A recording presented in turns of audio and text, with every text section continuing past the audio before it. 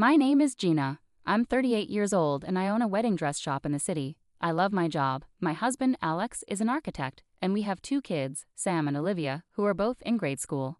They keep us busy, but in a good way. Family, though, can be tricky. I get along well with Alex's parents and his younger brother, Mike. But his older sister, Carol, is a different story.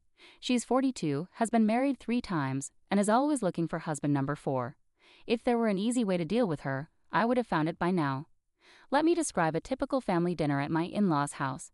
The dining room is cozy and well-lit, full of conversation. Alex's mom is as sweet as ever, putting food on the table. Mike and his wife, Jane, are helping with the kids, keeping them busy. And then there's Carol, lounging dramatically on a chair with a glass of red wine, talking loudly enough to overpower everyone else. Carol, waving her glass, says, "So Gina, still playing dress-up with those brides? When are you going to design something real, like haute couture or something?" I hold back my response, focusing on serving mashed potatoes. I've learned that arguing with Carol only makes things worse. Mike jumps in, trying to change the topic. "Hey Carol, heard you're planning another wedding. What's the lucky guy like?" Carol smirks. "Oh, successful, rich, the usual. Not that you'd get it, little brother." Jane gives me a sympathetic look. She knows what it's like to deal with Carol. We exchange a knowing eye roll. The dinner continues with the usual mix of jokes and jabs, especially from Carol. She's skilled at making conversations about herself. Alex catches my eye and gives me an encouraging nod. We're a team, and handling Carol is just one of the challenges we face together as a family. As the evening winds down and we say our goodbyes, I hug my mother-in-law tightly, feeling her support. Driving home, Alex reaches for my hand. "You okay?" "Yeah," I sigh, watching the city lights blur past. "Just another day, right?" "Right." Alex agrees warmly. "But we have each other, and that's what matters." He's right. Despite the drama with Carol, we have a strong bond and our own little world. One typical Thursday morning, I was busy in my atelier sketching a new design idea. The studio was peaceful, with only the gentle hum of the sewing machine where Lisa, my assistant, was working on an urgent order. That's when my phone rang. It was Jane, Mike's wife. "Hey Gina, guess what? You won't believe what I just heard," Jane's voice crackled mischievously over the phone. I leaned back, eager for a break from the morning routine. "Tell me, what's the scoop?" "So, Carol's tying the knot again. 4th time's a charm, right?" Jane chuckled, and I couldn't help but join in. "Seriously. Again. What's the story this time? Did she find another rich guy looking for a trophy wife?" I asked, half-jokingly. "Exactly. Some big-shot real estate guy from out of town. She's planning another extravagant wedding. Get ready, because you might get the call for a dress soon," Jane warned. I sighed, imagining the headache ahead. "Thanks for the heads up. I better stock up on aspirin and patience." Lisa, from her sewing station, chimed in, having caught the gist of the conversation. "Not Carol again. Her last dress was a nightmare with all those changes she kept making to the lace." "Yeah, I remember," I said, rubbing my temples at the memory. "Let's hope she finds a different designer this time." But fate and Carol had other plans. Just after I finished talking with Jane, the doorbell of my atelier rang, announcing a visitor. Speak of the devil, and there she was. Carol swept into my shop, draped in a designer scarf and oversized sunglasses. Her mother, Helen, followed behind, looking apologetic. "Gina, darling, I need your magic touch again." "We're planning another wedding," Carol announced loudly, taking off her sunglasses and eyeing my shop with barely hidden disdain. I plastered on a smile, masking my reluctance. "Carol, congratulations on your engagement. But are you sure you want to go through the dressmaking process with me again? Last time was quite eventful." "Oh, come on. Who else in this town can handle my impeccable taste? Plus, you owe me for not completely botching the last dress," Carol retorted, her laugh sharp and brief. Helen gave me a pleading look. "Gina dear, I know Carol can be a handful, but we really need your help. Family." "Yeah, family." I repeated the word, family, the bitterness evident in my tone. "Okay, Carol, let's see what we can come up with. But this time we're doing things my way. Deal?" Carol pursed her lips, clearly displeased with the conditions, but reluctantly agreed. "Fine, but I have specific ideas this time. It needs to be spectacular, more spectacular than before." As they left, I turned to Lisa, who was grinning. What did I do to deserve this? Lisa shrugged sympathetically. "Who knows? But if anyone can handle Carol's drama, it's you." The rest of the day blurred by with fabrics and sketches, but Carol's upcoming 4th wedding and the troublesome gown occupied my mind. The next week, true to her word, Carol burst into my atelier with a thick folder under her arm and determination in her eyes. Helen followed, her smile strained, clearly prepared for her daughter's demands. Okay, Gina, I've scored Pinterest and Instagram. I know exactly what I want this time. It's going to be bold, beautiful, and a little scandalous, Carol declared, slamming the folder onto my work table and flipping it open to reveal a collection of extravagant wedding dress designs. I took a deep breath, browsing through her selections. Carol, these designs, they're quite bold and youthful. Are you absolutely sure this is the direction you want to go? What's that supposed to mean, Gina? You think I can't rock these styles? Carol snapped sharply. No, Carol, it's not that. These designs are just very revealing. Maybe we can adjust them to better suit your taste, I suggested, hoping to find common ground. Carol brushed off my concerns. I know exactly what I want, Gina, and I want something that will wow everyone. So can you make it happen or not? Reluctantly, I nodded and grabbed my sketch pad. Okay, let's refine these ideas a bit. How about we start with the silhouette? We can find something that really flatters your figure. As I began sketching, Carol leaned over my shoulder, offering her feedback with all the subtlety of a bulldozer. No, that's too conservative. I want something low-cut with high slits. Think sexy, Gina, think. And it has to be pure white, bright white. I paused, pencil hovering. White again, Carol. You wore white at your last 3 weddings. Maybe we could try something different, like a soft peach or a bold red. Carol slammed her hand down. White, Gina. I won't settle for anything less. And add lots of crystals and pearls, loads of them. The fitting sessions that followed were just as intense. Each time Carol came in, she demanded changes. More beads here, less stitching there. Make it more fabulous, Gina. It's not hitting the mark yet. Each request came with a please that sounded more like a command.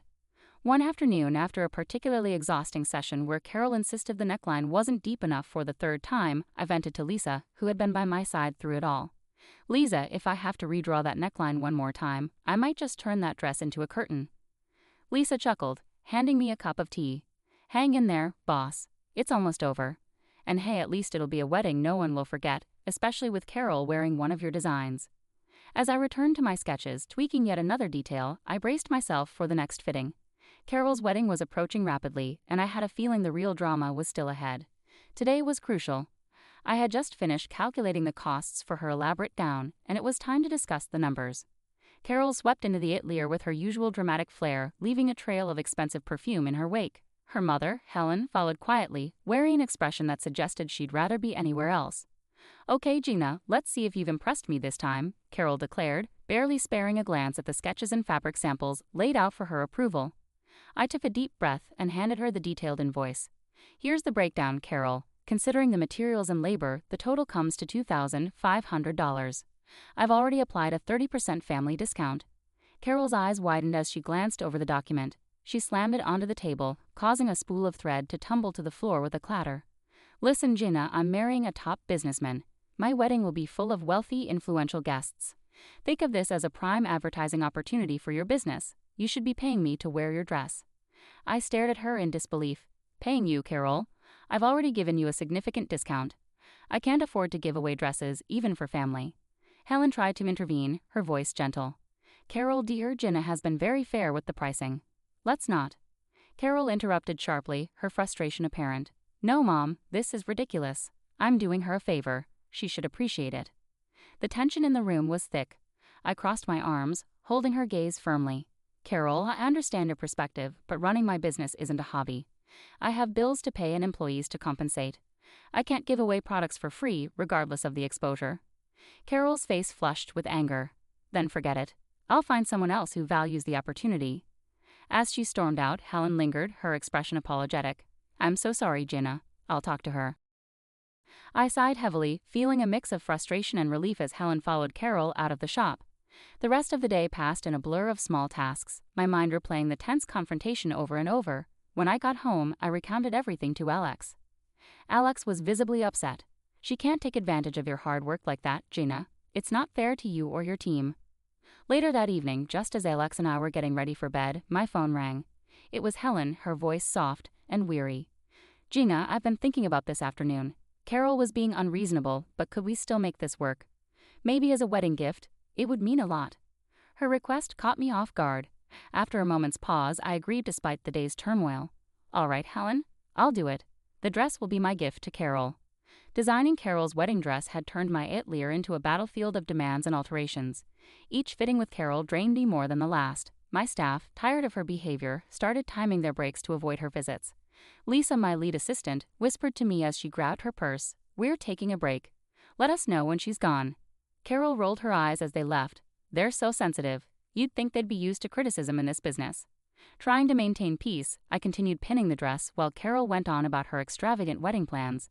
The tension in the room was palpable, and I silently counted down the minutes until she would leave.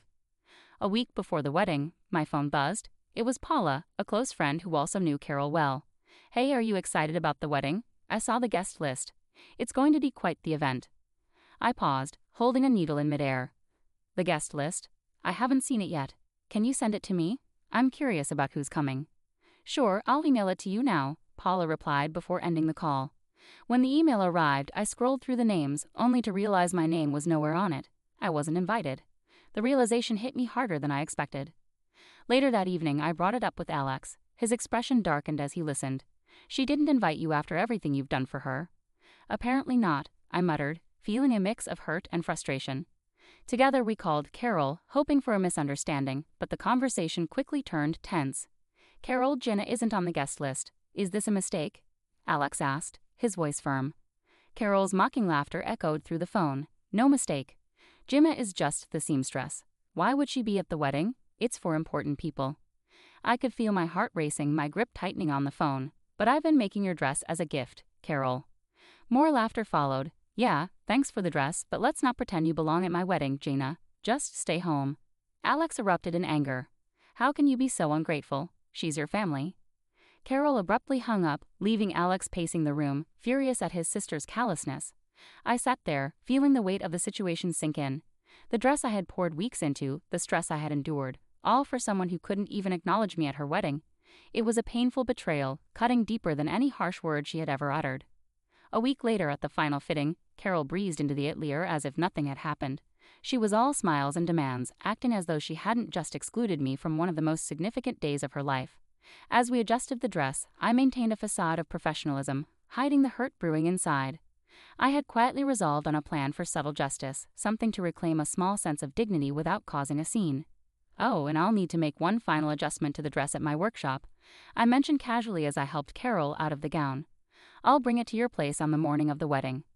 Always rushed, Carol barely nodded. "Just make sure it's early. I have a tight schedule and I can't afford any delays." "I understand," I replied evenly.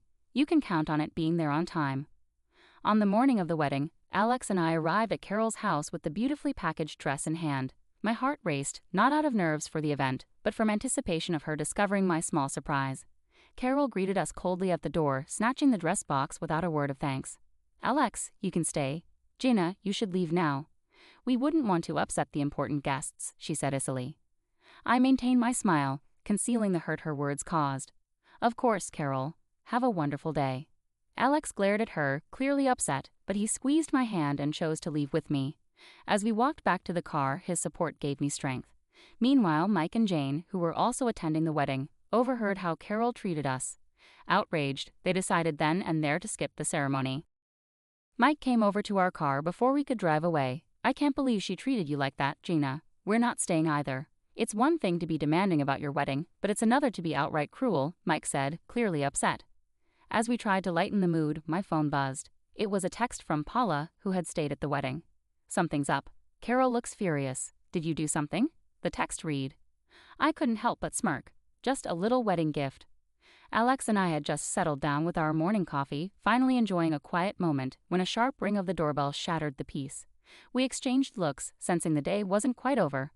I opened the door to find Carol standing there, red-faced and furious, clutching a simple piece of cloth. Her mother, Helen, stood beside her, a mix of embarrassment and frustration on her face. Carol's fiancé, a stern-looking man, hovered in the background, his expression grim. "What is this, Gina?" Carol thrust the cloth at me as if it were damning evidence. "Explain this now." I took a deep breath, my resolve unwavering. "That's your wedding dress, Carol. Considering your behavior and how you've treated everyone, that piece of cloth seems more than fair." Her face contorted with anger. Carol stepped closer, her hand raised as if to strike. "You've ruined my wedding," I shuled. Helen intervened, catching her daughter's arm mid-air. "Carol, stop this right now. Violence won't solve anything." Her fiancé finally spoke up, his voice firm and cold. "I can't do this, Carol. You've shown your true colors. The wedding is off." With that, he turned and walked away without looking back. "No, please don't leave," Carol pleaded, her voice cracking with anger and desperation. But he didn't stop, disappearing around the corner. Left standing with only her mother, Carol redirected her fury towards me. "Look what you've done. Are you happy now? You've ruined everything." Before I could respond, she stormed off, her mother following after her with an apologetic glance back at us. Closing the door, I leaned against it, feeling Alex's hand on my shoulder. "Are you okay?" he asked softly. "Yeah, just shaken," I admitted, and we moved back to the living room, trying to process the rapid unraveling of the evening. It wasn't long before my phone rang again. I answered to hear Jane on the other end, her voice urgent. "Gina, you won't believe it. Carol's refusing to pay the wedding organizers now, and it's turned into a huge mess. They've called the police." My heart sank. Oh no, that sounds awful. Did they really have to call the police? Yes. She was causing a scene, screaming at them, demanding her money back since the wedding didn't go through. It escalated quickly, Jane explained. As I hung up, I sank heavily into a chair, guilt gnawing at me. Maybe I went too far, Alex. This all feels like it's spiraling out of control. Alex sat beside me, taking my hand. "You stood up for yourself, Gina. Carol's behavior has been unacceptable from the start. This is on her, not you." Despite his reassurance, I couldn't shake the pang of sympathy for Carol. She was family, difficult as she was. After the tumult of Carol's failed wedding day, life slowly returned to normal, but the dynamics within our family had changed irreversibly. Alex and I decided to cut off contact with Carol. The fallout wasn't just a cancelled wedding, it had revealed deeper issues in our family that had been ignored for too long. One quiet Sunday morning, Helen joined us for coffee. The tension in the room was palpable as she walked in, but her first words broke the ice. "I want you to know, Gina, I'm not upset with you. If anything, I blame myself for how Carol turned out. I've always given in to her, ever since she was little. I've spoiled her." I poured her a cup of coffee, and we sat at the kitchen table, a gentle breeze playing with the curtains. "Helen, you can't blame yourself for Carol's choices. She's an adult now, and she has to take responsibility for her actions." Helen took a sip of her coffee, her eyes filled with sadness. "You're right, Gina. It's just so difficult. She's my daughter, and it hurts to see her making these mistakes." I reached across the table and squeezed her hand.